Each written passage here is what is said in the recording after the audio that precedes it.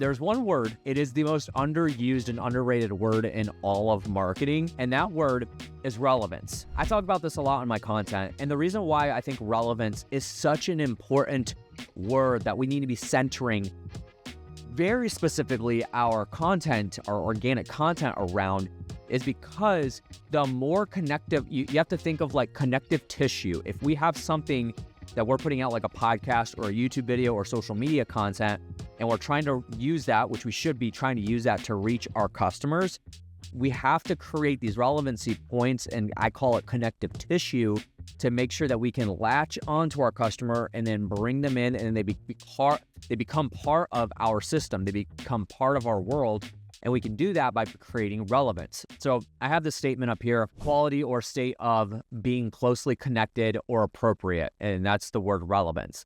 So when it comes down to it, relevance is one of those things that if you can create 100 pinpoints of relevance between one of your pieces of content to the customer themselves, then you are going to have a very easy time converting that person. Think about the last time that you bought something.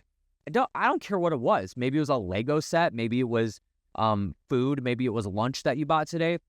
Deeply think about, why did you buy that thing? Let's just say, for an example, it's a Lego set. So I already pre-ordered it, but I'm not ashamed of this in any way, shape, or form, but I'm just saying it's kind of funny. Lego just announced that they are coming out with the original Game Boy as a Lego set. It's gonna be like $70, I think, maybe $60. The amazing thing about that product is it created many different connective points, and obviously that's the product itself, but then the marketing that they utilized, the reels that they put out, the ads they put out to connect to the consumer was next level. So one of the things that they did was super creative, was they actually took one of the original commercials from, I think it's 1991 or 2 when the original Game Boy came out. They took that commercial, redoctored it up to like today, and then made it look a little bit modern, but the exact same scripting. And instead of the Game Boy itself, it was the Lego set itself. And then the cartridge, like they have the cartridges of like the game, the original Mario game. What other game? There's a couple other games. Zelda, The Legend of Zelda. And there's a couple other games that like the Lego set will come with it as a cartridge, and it'll build out as a Lego. I remember watching that. I was born in 93, but I remember that commercial still going around even when I was younger. And then I saw it when I was a little bit older as well. And I had an original Game Boy and all the games that are coming with the Lego set. And so there were so many different pieces of connective tissue that were relevant to me that made the buying process extremely easy. I didn't even question it. I was like, where do I pre-order? And I immediately went to that. And all of the pieces, not just the product itself, but all the marketing that they did, made it highly relevant to what interests I have. Think about the lunch that you had today. Why did you have that lunch? Well, it was probably in alignment with some of your health goals or lack thereof. So if you stopped at McDonald's and you got a quarter pounder or a Big Mac, then your relevance is that you're just attached to it because it's something that you enjoy eating because it tastes good, and maybe not. Nothing to do with your goals and health or whatever. Or on the other side, maybe you stopped at Chipotle because you're a little bit more health conscious, and you think like, oh, I want to make sure that I have a little bit more cleaner ingredients in my food, so I wanted to stop there. Anything that you purchase, anything that is, whether it's service, like if you hired a CPA. Well, why do you hire a CPA? Well, the relevance point is that you need somebody that helps manage your finances, manages your taxes, bookkeeps, or runs payroll, or whatever it is. They may have that service because it's relevant to the needs that you have. That's what we're trying to create here. And we can do that. We can create those connective tissue pieces by putting content out that is relevant to them. One last example that I'll use and I'll move on is in the space that I'm in, it's not as like loud as it used to be. But when I first got into what I do today, I went into business in March of 2019. And when I first got into business, maybe even a year before that, I remember seeing tons of video content out. Like that's when social media really started to go off, where people were posting like daily content and that sort of thing, a lot of YouTube content. And it was very popular and very sexy for real estate investors to be all dressed up, like dressed in Louis Vuitton and wearing Prada glasses, and they're hopping out of Lambos and their intro video is them in slow motion pulling up in their Ferrari with sunglasses on, getting out, and they're looking across the horizon, squinting their eyes and that sort of thing. And then they got cash guns and maybe they're showing their checks off or whatever it is. Like, that's the kind of stuff that was out there. I had no desire to follow anybody with that. And then the hustle mentality was like a really, really big thing. There was a bunch of influencers in our space that talked about hustle all the time and acted like it was like, the law of the land and that sort of thing. But that wasn't very relevant to me because that kind of stuff does not attract me. And so it repelled me, honestly.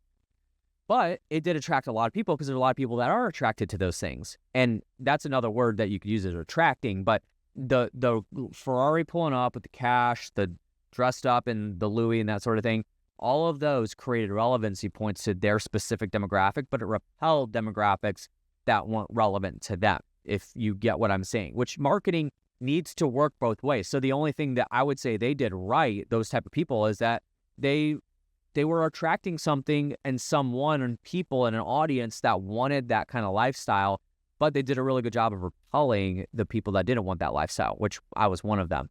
So that's something that we got to be thinking about. You see this, obviously it's an AI generated image, but the way I look at relevance is if we look at this image here. So if we have person A, which on the right-hand side, I should have like something here that indicates this is a customer, but let's just say this is a customer, right? And pretend that this bridge is not here right now.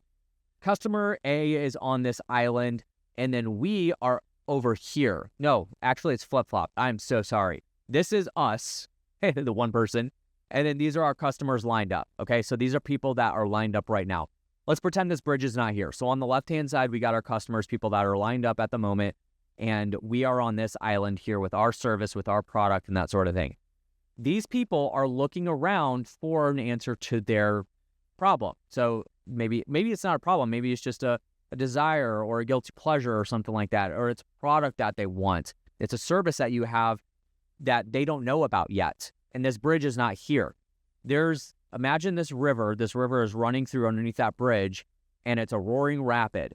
And all of this, that water, all the roaring rapids is noise from other service providers, other people, other products, other marketing, not even stuff that's in your, maybe you are a CPA, but people are getting hit by ads for Disney Plus or for Jamba Juice or for the next like probiotic supplement or whatever it is, like other forms of marketing that may not even have anything to do with you, or not competition, but it's still something they can spend money on and they're getting marketed to. We get marketed to thousands of times a day on many different fronts.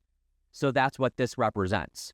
So the way I look at it is I specifically had this be a stone bridge where you could see bricks. Is every single piece of content that we put out, you could even say marketing. So you could say the ads that you put out, the TV ads, the Facebook ads, the PPC, the emails you send out or whatever. But let's just make it specific because we're talking about content. The podcast, every single social media post that you put out, every single YouTube video you put out is a brick that you are laying that's going to create this bridge to the island where all these customers are. And now they don't even have to worry about all this because you've created so much relevance with these bricks for them to easily just walk across to you, and now they are a customer and they convert. So the more points of connective tissue, the more of these bricks that you can lay to create a good foundation of this bridge, and the more pieces that you can make relevant, the easier it is going to be for them to cross that bridge. And then maybe they bring a friend with them because they know another person that could use what you have to offer and that sort of thing. You have referrals and that sort of thing. So that's what this represents. And I think this is really powerful in a sense of like, from when we look at marketing, we try to just take what we have as a product or service and just throw it in people's faces, but not think about like, okay, does this person actually need what I have to offer? Like one of the biggest jokes, in my opinion, in sales, and I know that this goes one way or the other typically with people, is, the whole like salesman that thinks he's amazing and he says, I could sell ice to an Eskimo. Well, my opinion, like, cool, but only if the Eskimo needs the ice. Typically, an Eskimo is surrounded by ice and they can go get it themselves. And if I'm just going to like pressure them into it and they don't truly need it, then I'm not serving my customer well. I might be an amazing salesman, but I'm not serving my customer well. So they're definitely not going to bring their other Eskimo friends, right? So we want to make sure that we're creating that. So